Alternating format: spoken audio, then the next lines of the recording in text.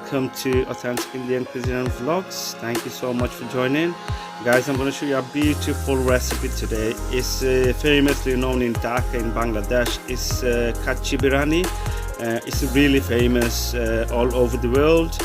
Who knows about it? It's really beautiful, delicious recipe this is. So this is all the ingredient that you will need for this recipe, to make this special biryani. Also guys, I'm gonna show you, you need few items that you want to get ready before you make the main dish. You will need fresh garlic dipped in the water, so it soaks all the juices in the water. The water will soak all the juices from the garlic, and you're gonna add that later on. You got ketchup as well, guys. So you're gonna need ketchup.